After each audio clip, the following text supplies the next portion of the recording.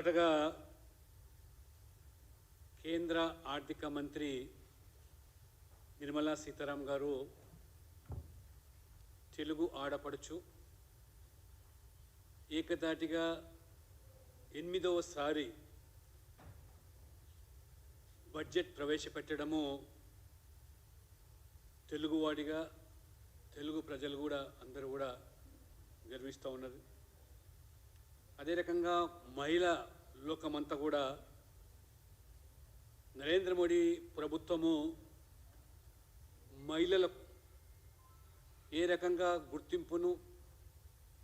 గౌరవాన్ని కల్పిస్తూ ఉన్నాడో 8వసారి ఒక మహిళా ఆర్థిక మంత్రి బడ్జెట్ ప్రవేశపెట్టడం ఇదొక చరిత్ర. ఈ బడ్జెట్ ప్రధానంగా పేద వర్గాలను ముఖ్యంగా మధ్యతరగతి కుటుంబీకులను రైతుల సంక్షేమాన్ని యువత బడుగు బలహీన వర్గాలు దళితులకు పెద్దపీట వేస్తూ అన్ని వర్గాలకు కూడా సమన్యాయం చేసే విధంగా నరేంద్ర మోడీ గారి నాయకత్వంలో రూపొందించినటువంటి ఇది డ్రీమ్ బడ్జెట్. వికసిత్ భారత్ లక్ష్యాలను సాధించేదానికి దోహదపడేటువంటి ఈ బడ్జెట్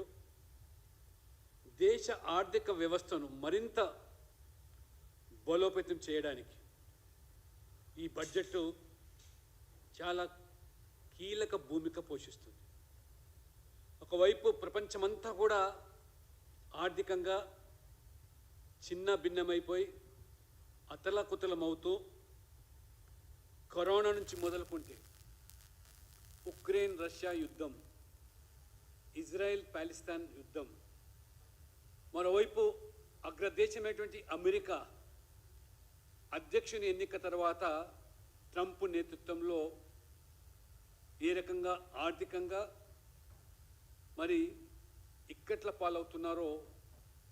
ఇవాళ అందరం కూడా గమనిస్తాం. ఇటువంటి గడ్డు పరిస్థితి నుంచి కూడా నరేంద్ర మోడీ గారి ప్రభుత్వం ఆ కఠినమైనటువంటి నిర్ణయాలు తీసుకొని పారదర్శక పాలనతో అనేక సంస్కరణలు చేపట్టి జీరో టాలరెన్స్ అండ్ కరప్షన్తో ఏ రకంగా ఇవాళ మన ఆర్థిక వ్యవస్థను గాడిలో పెట్టి స్థిరంగా ఇవాళ కొనసాగించేదే కాకుండా 75 సంవత్సరాల ఈ దేశ చరిత్రలో మొదటిసారి మిడిల్ క్లాస్ ఫ్యామిలీస్కు ఇవాళ ఎక్కడ 2014లో మోదీ గారు అధికారం రాకముందు ఆదాయపు పన్ను 2 లక్షల వరకు మాత్రమే మినహాయింపు ఉంటే ఏకంగా ఇవాళ 12 లక్షలకు మినహాయింపు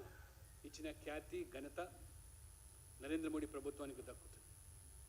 నెవర్ ఇన్ ద పాస్ట్ 70 సంవత్సరాల్లో 7 లక్షల నుంచి ఏకంగా 12 లక్షలు పెంచిన ఉదంతాలు,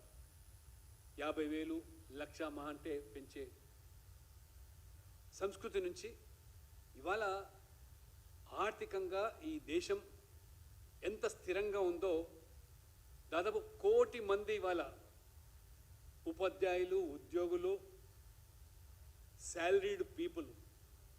లాభపడే రీతిలో మరి ఇది రూపొందించిందంటే ఇవాళ ఆ మధ్యతరగతి కుటుంబీకుల యొక్క సేవింగ్స్ను ఏ రకంగా ఖర్చు చేయగల సామర్థ్యాన్ని పెంచి తద్వారా ఇవాళ మార్కెట్లో మనీ ఫ్లో పెంచి ఉపాధి అవకాశాలు మెరుగుపరచడంతో పాటు అసెట్స్ క్రియేట్ చేయడం, ఇది మిడిల్ క్లాస్ వాళ్ళ యొక్క ఆదాయం ద్వారానే సాధ్యమని విశ్వసించినటువంటి ప్రభుత్వం. మిడిల్ క్లాస్ ఫ్యామిలీస్కు ఊరట మాత్రమే కాదు, ఎంఎస్ఎంఈలు ఇవాళ చిన్న పరిశ్రమలు ఏ రకంగా ఇవాళ ఈ దేశ ఆర్థిక వ్యవస్థను అదే రకంగా ఉపాధి ఉద్యోగ అవకాశాలు కల్పించేటువంటి ఎంఎస్ఎంఈలకు కూడా వారు పెద్దపీట వేసి ఈరోజు రాష్ట్రాల యొక్క హక్కులను గౌరవిస్తూనే సమాఖ్య స్ఫూర్తిని కొనసాగిస్తూనే ఇవాళ ఒక అంకిత భావంతో నరేంద్ర మోడీ ప్రభుత్వము ఆర్థిక మంత్రి నిర్మలా సీతారామన్ గారు ప్రవేశపెట్టిన బడ్జెట్ను ఇవాళ రాష్ట్ర భారతీయ జనతా పార్టీ కూడా హృదయపూర్వకంగా స్వాగతిస్తూ ఇది ఒక మైల్ స్టోన్. 2014 నుంచి ఈ దశాబ్ద కాలంలో అనేక సంస్కరణలు, కీలకమైన నిర్ణయాలు, ఏ రకమైన విమర్శలు ఆ దాటిని మోదీ గారు ఎదుర్కొన్నారో మనందరం కూడా సాక్షులం. జిఎస్టీ ప్రవేశపెట్టినప్పుడు కానీ, పెద్ద నోట్లు రద్దు చేసినప్పుడు కానీ, లేదా జామ్ ఆనాడు జన్ధన్ యోజన కింద పేద వర్గాల 60 కోట్ల మంది ఖాతాలు తెరిపిస్తే ఒరుగుతుంది ఏమి అని ప్రశ్నించే వాళ్లకు ఇవాళ ఇది సాక్ష్యం. ఇవాళ ఈ కీలకమైన నిర్ణయాలతో పాటు విద్య,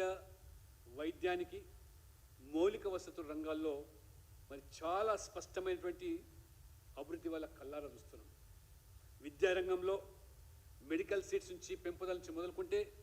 మెడికల్ కాలేజ్ రెట్టింపు, ఐఐటీలు లేదా ఐఐఎంలు, విశ్వవిద్యాలయాలు ఏ రకంగా ఇవాళ మరి పెంచుకుంటూ పోతూ సామాన్యుడు కూడా నాణ్యమైన విద్య అందుబాటులో తీసుకురావడం, అనేక కేంద్ర విశ్వవిద్యాలయాలు కూడా. దాంతోపాటు వైద్య రంగంలో కూడా All India Institute of Medical Sciences ఏ కొద్ది రాష్ట్రాలకే పరిమితమైన దాన్ని దాదాపు అన్ని రాష్ట్రాలకు కూడా మరి ఇవాళ ఎయిమ్స్ అందుబాటులో తీసుకురావడం. ఆయుష్మాన్ భారత్ 70 సంవత్సరాల పైన ఉన్నటువంటి సీనియర్ సిటిజన్స్ కూడా irrespective of their income criteria, social criteria, అన్ని వర్గాలకు కూడా ఈరోజు ఎడ్యుకేషను, హెల్త్ అండ్ ఇన్ఫ్రాస్ట్రక్చర్, ఇవాళ రోడ్లు,